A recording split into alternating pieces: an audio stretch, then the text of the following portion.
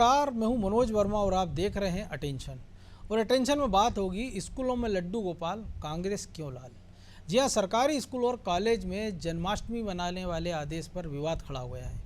कांग्रेस ने इस पर आपत्ति जताते हुए पूछा है कि ईद और गुरु नानक जयंती के कार्यक्रम भी सरकार स्कूलों में मनाएगी क्या। इधर बीजेपी ने पलटवार करते हुए कहा कि कांग्रेस को जन्माष्टमी से दिक्कत क्या है। ऐसे में अब सवाल ये है कि कांग्रेस स्कूलों में जन्माष्टमी पर्व मनाने का विरोध क्यों कर रही है और क्या इस विरोध का फायदा बीजेपी उठाएगी। आज इन्हीं सवालों के आसपास चर्चा करेंगे, लेकिन पहले रिपोर्ट देखिए।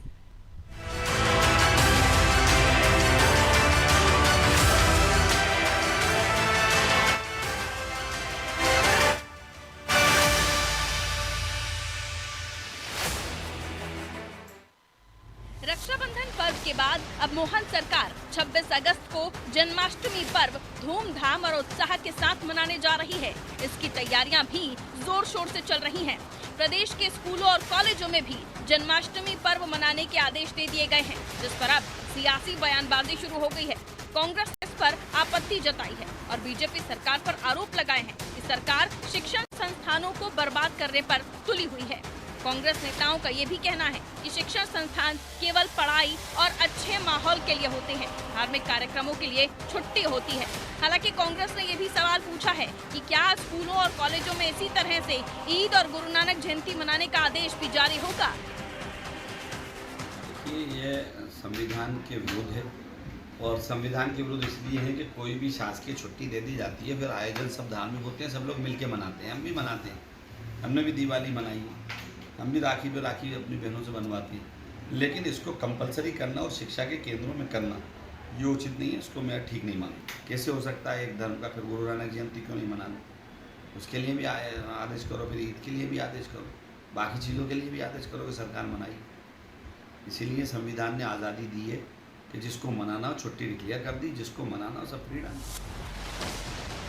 अब सरकारी स्कूल और कॉलेजों में सांस्कृतिक कार्यक्रम करवाने को लेकर कांग्रेस ने आपत्ति जताई है, तो बीजेपी ने इसे लेकर उसे घेर लिया है और सवाल पूछ लिया है कि कांग्रेस को हिंदुओं के त्योहारों से दिक्कत क्या है। अगर उन्हें ईद मनानी है तो वो मनाएं, उन्हें रोका किसने है और क्या कुछ कहा बीजेपी ने, आइए आपको सुनवाते हैं। मथुरा में अगर भगवान कृष्ण का जन्म हुआ और जन्माष्टमी के धूमधाम से मनाते, ये कांग्रेस के लोग जाना छोड़ दें मथुरा, ये मना करे खुल करके। भगवान कृष्ण के ऊपर अश्रद्धा करना ये भी तो अटपटी बात है ना, इनको इससे बचना चाहिए। कृष्ण जन्माष्टमी भारत का प्रमुख पर्व है। जनता के जनमानस के लिए सरकार काम करती है।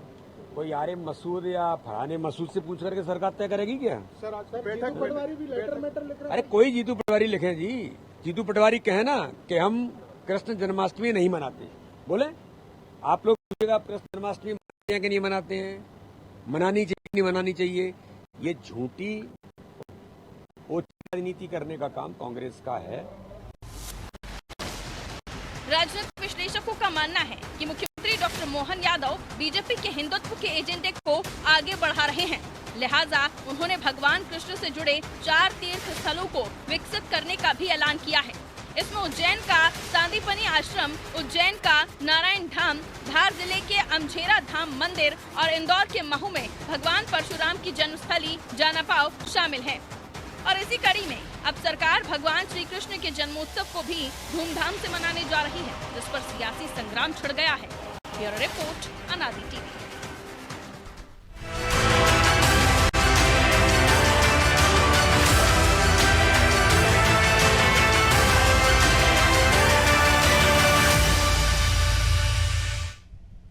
तो इसी पर चर्चा करने के लिए हमारे साथ जुड़ गए हैं वरिष्ठ पत्रकार चैतन्य भट्ट और हमारे सहयोगी प्रभु पटेरिया और ब्रजेश चौक से। वो स्वागत है चैतन्य जी आपका। नमस्कार। तो अगर स्कूलों में चैतन्य जी श्री कृष्ण जन्माष्टमी मनाई जाती है तो आपत्ति क्यों होना चाहिए? देखिए मनोज जी, जन्माष्टमी का पर्व तो पहली बार तो मनाया नहीं जा रहा मध्य प्रदेश में। बिल्कुल। जन्माष्टमी का पर्व मनाया जाता है, रामनवमी मनाई जाती है और मुझे लगता है कि तमाम स्कूलों में राधा कृष्ण के बच्चे फैंसी ड्रेस में प्रतियोगिता में भाग लेते हैं, बनते हैं। बिल्कुल। इसी आप देखिए कि जो मटकी फोड़ प्रतियोगिता होती है हर शहर में होती है, तो कोई ऐसा नहीं है कि कोई बहुत ज्यादा इसमें विवाद की स्थिति है। ये बात जरूर है कि जिस तरह से भारतीय जनता पार्टी किसी भी हिंदुत्व के मुद्दे को उछालती है, और जाहिर सी बात है कि उसमें कांग्रेस को विरोध करना ही है। जैसा कि वो आरिफ मसूद कह रहे थे कि अगर आप जन्माष्टमी मनाने की बात कर रहे हो तो ईद और गुरु नानक जयंती मनाना चाहिए। मुझे लगता है कि मदरसों में ईद निश्चित तौर पर मनाई जाती होगी, और जो गुरु नानक से संबंधित जो संस्थाएं हैं वो निश्चित तौर पर गुरु नानक जयंती मनाते होंगे। तो इसमें कोई ऐसी विवाद की स्थिति नहीं बनना चाहिए। लेकिन पिछले कुछ दिनों से हम देख रहे हैं कि मध्य प्रदेश में इन सब चीजों को लेकर विवाद की स्थितियां बन रही हैं। जैसे अभी पिछली बार में इसमें विमर्श भी किया था कि जो आरएसएस के लेखक हैं उनकी किताबें कॉलेजों में लगाई जाएं। तो ये बेवजह के विवाद की स्थिति है मुझे लगता है। दूसरी बात, जहां तक श्री कृष्ण की बात उसमें तो है, मुख्यमंत्री ने कह दिया था कि तमाम सारे लेखकों की है, जिसको पढ़ना पढ़े, जिसको ना पढ़ना ना पढ़े। वही बात देखिए, वही बात है कि जन्माष्टमी पर्व कोई ऐसा नहीं कि सरकारी आदेश के बाद ही मनाया जाए। जन्माष्टमी पर्व तो हमेशा से मनाया जा रहा है। तमाम स्कूल इस तरह के आयोजन करते हैं।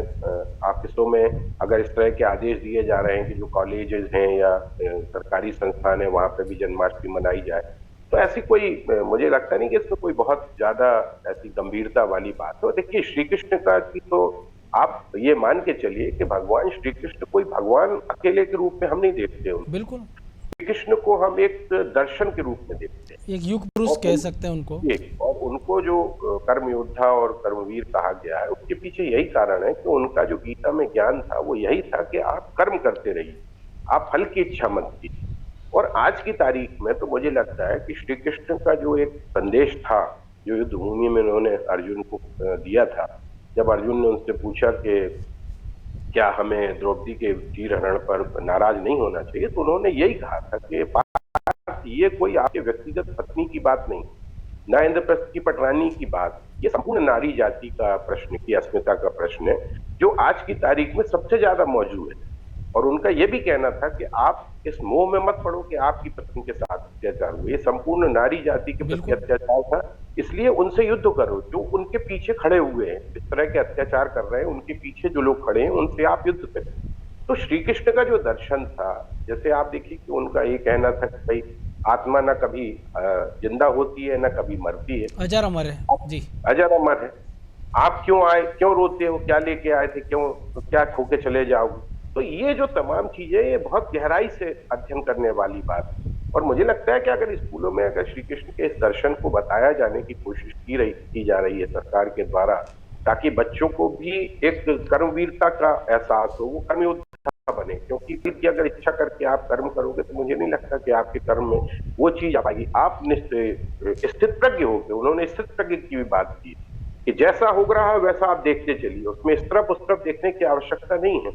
तो जब आप कर्म करोगे तब आप फल अपने आप प्राप्त कर लोगे, और जब कर्म योद्धा बनोगे तभी आप सफलता की सीढ़ी पे चढ़ोगे। तो ये जो तमाम चीजें हैं, जो श्री कृष्ण का एक दर्शन है, वो मुझे लगता है कि अगर हिंदू माइथोलॉजी में तो श्री कृष्ण का बहुत महत्व बताया गया है। और डॉक्टर मोहन यादव का नाम तो खुद अपने आप श्री कृष्ण और अब तो इस्कॉन के माध्यम से देश दुनिया अंतर्राष्ट्रीय स्तर पर उनके भक्तों की एक श्रृंखला है। तो प्रभु जी तो जो सुझाव दे रहे थे आरिफ मसूद, तो अगर इस तरह का सुझाव हमने देखा कि पीसीसी में वो गेट ताला लगा के चले जाते हैं जब लोग ईद मनाने आते हैं, तो शैक्षणिक संस्थान तो छोड़ दीजिए, जब आप आपके कार्यालय में नहीं कर पा रहे हैं ये सारी चीज़ें। दिग्विजय के ज़माने में हमने देखा था कि जुमे की जिस दिन ईद की नमाज आपकी जुमे की जो नमाज होती थी उसका टाइम बदल दिया जाता था स्कूलों में छुट्टी का, या जो इंटरवल होता था उसका टाइम बदल दिया जाता था। वो ऐसा रखा जाता था कि जो लोग नमाज पढ़ना चाहे वो नमाज पढ़ के जुमे की आ सकें।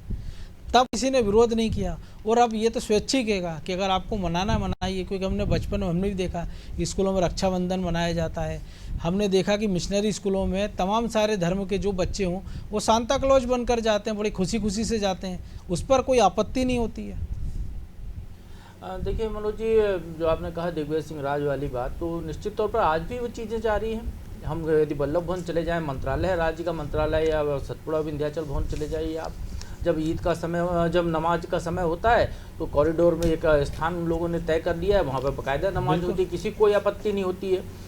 यही हाल तमाम जगह पर भी है, शिक्षण संस्थानों में भी, क्योंकि हमारा देश सर्वधर्म समभाव का देश है। हम सभी धर्मों के सम्मान की बात सिखाते हैं बच्चों को स्कूल में। जहाँ तक गुरु नानक देव को पढ़ाने की बात है, हमने स्कूल में पढ़ाया, अभी भी स्कूल में पढ़ाया जाता है उनको। उनकी जयंती पर भी कार्यक्रम होते हैं बहुत सारे स्कूलों में, प्रकाश पर्व होता है, उनके व्याख्यान किए जाते हैं, उनके बारे में बताया जाता है। तो इसमें कहीं ऐसा कुछ नहीं है। और ये जिस बात को लेकर आरिफ मसूद कह रहे हैं, तो वो सिर्फ और सिर्फ जो है अपने राजनीतिक मकसद को साधने की कोशिश कर रहे हैं। वो जिस तरीके से बात कर रहे हैं, तो निश्चित तौर पर वो एक वर्ग, अल्पसंख्यक वर्ग का बड़ा नेता बनना चाहते हैं। उनकी जो चाह है वो बार बार उभर कर सामने आ रही है मनोज जी। यहाँ नहीं तो आरिफ मसूद को भी पता होगा, यदि वो स्कूल में पढ़े होंगे, कॉलेज पढ़े होंगे, तो जो आदेश जारी हुआ है उस आदेश में कहीं नहीं लिखा कि स्कूल में या कॉलेज में कृष्ण भगवान के पूजा पाठ की जाए, वहाँ पे घी शक्कर का भोग लगाया जाए, आरती की जाए। ऐसा कोई आदेश में नहीं लिखा है। आदेश में ये लिखा है कि उस दिन जो है स्कूल कॉलेजों में व्याख्यान किए जाएँ, वाद विवाद प्रतियोगिता हो। ये क्यों जरूरी है? क्योंकि कृष्ण केवल भगवान के तौर पर हम उनको पूछते हैं। कृष्ण जो है आज से 5000 से पहले हमारे बीच के एक व्यक्ति थे। महामानव का दर्जा उनको मिला है क्योंकि वो ऐसे कर्म उनके अच्छे थे, वो बहुत योग्य थे, कुशाग्र बुद्धि थे, 64 कलाओं के ज्ञाता थे, हर क्षेत्र में कृष्ण को महारत हासिल थी। तो कृष्ण से सीखा जा सकता है, कृष्ण को देखा जा सकता है। अभी जैसे चैतन्य जी कह रहे थे, गीता का एक ऐसा संदेश उन्होंने दिया, कर्मण्येवाधिकार रस्ते मा फलेषु कदाचन। तो गीता वो है जिसको महात्मा गांधी से लेकर तमाम लोगों ने पढ़ा, कई मुस्लिम विद्वानों ने पढ़ा, रहीम रस खान जैसे लोगों ने कृष्ण का गुणगान किया है। कृष्ण को केवल भगवान मान लेना, आप कृष्ण की पूजा कर देना, ये नहीं। गीता यदि पढ़ाई जाएगी, कृष्ण का उपदेश यदि वाद विवाद प्रतियोगिता होगी स्कूलों में, तो मनोज जी जो डिप्रेशन में बच्चे आत्महत्या कर रहे हैं, जो पढ़ाई से छूट रहे हैं, वो दूर हो सकता है। एक ताज़ा उदाहरण है अभी रीवा का, कि 12th में जो है आर्ट्स स्ट्रीम में जो मेरिटोरियस लड़की थी, जो उसने सुसाइड कर ली रक्षाबंधन के दिन। तो ऐसी घटनाएं रुक सकती हैं यदि आप उनको वो चीजें बताएंगे कि दूसरा पक्ष है ना, मनु भाकर ने जो जीता है 2 ओलंपिक मेडल, उन्होंने कहा कि वो इससे प्रभावित हैं। बिल्कुल, मनु भाकर ने कहा कि एकाग्रता की सीख उनको जो है गीता से पढ़कर मिली है। तो कृष्ण को पढ़ना, कृष्ण के उपदेश को जानना, कृष्ण के बारे में जानना, ये आपके अपने जीवन में सुधार के लिए जरूरी है। आपका जीवन में निखार आ सकता है। ऐसा कहीं आदेश, सरकारी आदेश में ये नहीं लिखा है जो मैंने पहले कहा कि आप वहाँ पर कृष्ण जन्माष्टमी मनाइए, वहाँ पर लड्डू गोपाल की पूजा कीजिए। ऐसा कहीं नहीं लिखा है आदेश में। ये धार्मिक दृष्टि से भी नहीं है वो। ये सिर्फ और सिर्फ जो है राजनीति की तरफ से कोई भी सरकार कोई भी काम करे, आप उसको तूल दे दीजिए, क्योंकि आपको ऐसा लगता है कि उसमें कहीं ना कहीं एक वर्ग विशेष आपसे संतुष्ट हो रहा है, कि उसको लग रहा है कि आप उनकी आवाज़ उठा रहे हैं, वो वर्ग आपके पास आएगा। तो वो कोशिश यहाँ पर ज़्यादा दिखाई देती है। राजनीति ऐसे मामलों में नहीं करनी चाहिए जहाँ पर कि सब जन के सर्वजन भलाई का काम हो, क्योंकि इसमें कोई ऐसा धार्मिकता का भाव नहीं है सरकार के कार्यक्रम में। मंदिरों में पूजा पाठ नियमित होते थे, वो अभी भी होंगे, पहले भी हुआ करते थे। कृष्ण को हमने स्कूल की किताबों में भी पढ़ा है, सभी ने पढ़ा है, तो राम को भी पढ़ा है, हमने सबके बारे में जानकारी ली है। हर धर्म के बारे में हमारे यहाँ थोड़ा बहुत पढ़ाया जाता है सबको। तो इस तरीके से अवगत कराया जाता है लोगों को, क्योंकि हमारा देश जो है सर्वधर्म समभाव की परंपरा पर कायम करता है। तो यहाँ पर राजनीति ज़्यादा दिखाई देती है आरिफ मसूद के बयान में, और ऐसे बयानों को मुझे नहीं लगता कि गंभीरता से लेना चाहिए। बिल्कुल। तो ब्रजेश जी, एक ऐसी पार्टी जिसके सबसे बड़े नेता जो राहुल गांधी है, वो दत्तात्रेय गोत्र ब्राह्मण अपना बताने लग जाते हैं, शिव भक्त हो जाते हैं, कमलनाथ हनुमान भक्त हो जाते हैं, राम भगवान के पोस्टर पीसीसी पे लग जाते हैं, राम वन पथगमन की बात करने लगते हैं, महाकाल लोग कॉरिडोर का बनाने का क्रेडिट लेते हैं। लेकिन जब कृष्ण जी की बात आई स्कूलों की, तो आपत्ति जताने लग जाती पूरी कांग्रेस, तमाम सारे नेता एक सुर में बोलने लग जाते हैं। देखिए मनोज जी, कांग्रेस ने पहले भी हमने देखा है कि बोलने की बात अलग है, क्योंकि बीजेपी सरकार है, बीजेपी सरकार ने आदेश दिया है कि स्कूलों में भी मनाया जाए, वाद विवाद प्रतियोगिता कराई जाए, जो विस्तार से प्रभु जी ने भी बताया। लेकिन आप ये देखिए कि कांग्रेस में भी गणेश उत्सव मनाया जाने लगा, हनुमान चालीसा का पाठ पढ़ाया जाने लगा। तब भी ये आरिफ मसूद ने, कांग्रेस के कुछ नेताओं ने वहाँ पे बकरीद मनाने की बात की, बकरा लेके पहुँच गए थे कुछ लोग, तो ईद मनाने की बात की। तो क्या कांग्रेस ने उसका पालन किया? कांग्रेस ने बाकायदा तमाम जिला अध्यक्षों को पहली बार निर्देश जारी किए थे, कमलनाथ प्रदेश अध्यक्ष थे, कि आपको हनुमान चालीसा का पाठ कराना है, सब जगह फोटो भेजना है सोशल मीडिया पे प्रूफ के तौर पर। तब भी आरिफ मसूद ने आपत्ति उठाई थी। तो कांग्रेस करे तो सब ठीक है, यदि बीजेपी करती है या सरकार यदि कोई निर्देश देती है तो उसमें उनको अपना वोट बैंक दिखने लगता है। उनको लगता है कि अब एक पक्ष की बात उठाइए, उसकी खिलाफत कीजिए, ताकि जो उनका वोट बैंक है वो बरकरार रहे, मध्य प्रदेश में कम से कम खिसके ना। तो ये सुविधा की जो राजनीति है वही है कांग्रेस। और जो प्रभु जी ने भी कहा कि आरिफ मसूद क्या चाहते हैं, वो सबसे पहले इस तरह की प्रतिक्रिया देते हैं, चाहे अपनी पार्टी के खिलाफ देना हो, और चाहे बीजेपी के, लेकिन सुनता कौन है उनकी? ना उनकी पार्टी ने सुनी है, ना यहाँ सरकार सुनने वाली है, बल्कि इससे उल्टा कांग्रेस को नुकसान ही होता है। तो कुछ मामलों में कांग्रेस को खामोशी ओढ़ लेना चाहिए, तो मुझे लगता है ज़्यादा भला हो जाएगा उसमें। क्योंकि एक तरफ जब आपने भी जिक्र किया कि किस तरह से आप खुद को ब्राह्मण बताते हैं, शिव भक्त बताते हैं, और क्योंकि वोट चाहिए आपको लगता है कि बहुसंख्यक समाज का वोट आपसे छिटक गया है, वो हिंदुत्व के नाते, हिंदुओं के नाते एक हो गया है, वो आपसे दूर चला गया। अब आपके पास अल्पसंख्यक वोट बैंक बचा है, कहीं ये भी दूर ना हो जाए कि यदि उसकी बात नहीं करेंगे, उसकी पैरवी नहीं करेंगे, तो आप देखिए यदि कहीं पर बुलडोजर चलता है तो कांग्रेस के नेता एकजुट हो जाते हैं उस पक्ष के लेके कि भेदभाव कर रहे हैं, जबकि भेदभाव हो नहीं रहा है।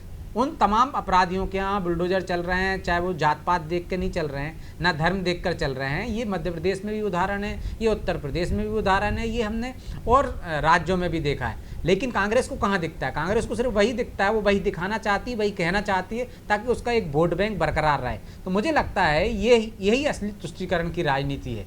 लेकिन उस पर कहीं ना कहीं कांग्रेस को नुकसान हो रहा है, क्योंकि नुकसान ये हो रहा है कि बहुसंख्यक वर्ग उसकी इन्हीं बातों की वजह से नाराज होकर चला जाता है। इसलिए कुछ नेता खामोशी ओढ़ लेते हैं, कुछ नेता इस तरह का विरोध करते हैं। आयोजन तो पहले से भी होते रहे, स्कूलों में रक्षाबंधन पर्व मनाए जाते रहे। अब आप कहोगे कि साहब बाकी ईद क्यों नहीं मना रहे हो, तो भाई मदरसों में तो ईद मनाई जा रही है ना। आप देखिए मिशनरी स्कूल होते हैं, वहाँ पे बाकायदा वो अपना त्यौहार मनाते हैं, जो आपने भी जिक्र कहा कि वो जाते हैं बच्चे मनाते हैं, कहीं कोई किसी तरह की आवाज़ नहीं उठती है। तो अब आवाज़ आप उठा रहे हैं, आप भेदभाव करने की कोशिश कर रहे हैं, आप समाज को बांटने की कोशिश कर रहे हैं। तो कम से कम कांग्रेस को सीखना चाहिए, सबक लेना चाहिए कि इस तरह की राजनीति करने से नुकसान भी उन्हीं का है, और समाज में एक तरह से समाज को बंटता है, और समाज में मनभेद भी पैदा होते हैं, मतभेद भी पैदा होते हैं, जिसका नुकसान पूरे समाज को, पूरे देश को होता है। तो कांग्रेस इस पर कम से कम ये तो विचार करे कि इस तरह की हर चीज़ पर सियासत करे। बहुत सारे मुद्दे हैं कांग्रेस को जनता से जुड़े, उन मुद्दों पर सियासत करनी चाहिए, उन मुद्दों पर बात करनी चाहिए, लेकिन वो भी वही सुविधा वाले मुद्दे उठाती है जिससे कि उसका वोट बैंक बचा रह सके उसके पास। तो चेतन जी, एक और चीज़ है ना कि जब हिजाब की बात होती है स्कूल कॉलेजों में, तो कहा जाता है कि धार्मिक मान्यता है, इससे छेड़छाड़ ना की जाए।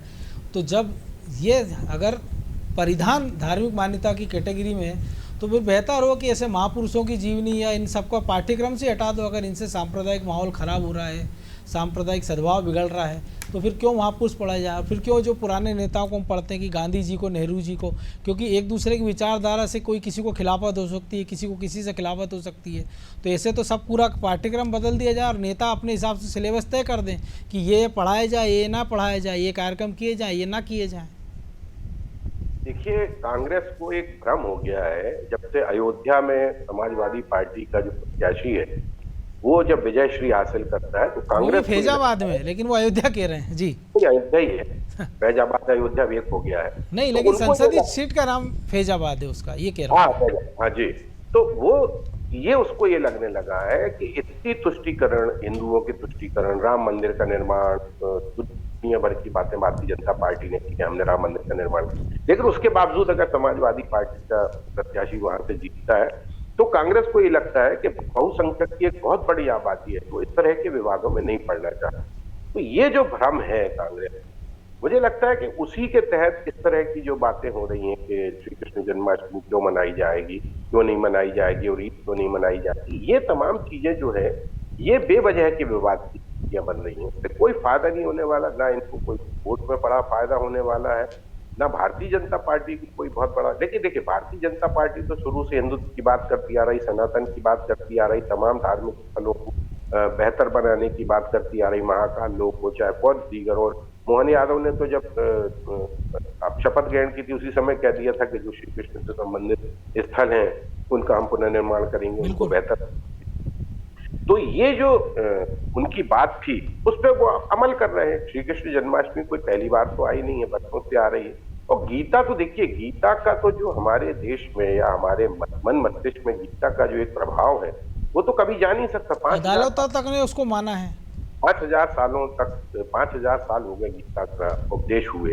अब तो हो सकता है कि शायद अदालतों में गीता पे हाथ रख के सच बोलने की कसम खाते हैं कि नहीं खाते, मुझे नहीं मालूम, लेकिन फिल्मों में अभी भी हम देखते हैं कि गीता पे हाथ रख के कसम खिलाई जाती कि मैं जो बोलूंगा सत्य बोलूंगा। उसके पीछे कितना बड़ा दर्शन है कि गीता पे अगर आपने हाथ रख दिया है तो आप झूठ नहीं बोलेंगे। ये विश्वास अगर गीता ने दिया है तो मुझे लगता है कि ऐसा कोई भी धार्मिक ग्रंथ, रामायण पे हाथ रखवा सकते थे, महाभारत पे हाथ रखवा सकते थे, दूसरी बात जो ये है कि जो 4 वेद हमारे हिंदुओं में हैं, जिसमें 1008 उपनिषद हैं, और उन उपनिषदों का जो सार है वो गीता में दिया गया है। तो आप ये सोच लीजिए कि 4 वेद और 1008 उपनिषद, इन तमाम चीजों का सार अगर गीता में, तो गीता कितनी महत्वपूर्ण चीज है इसके लिए।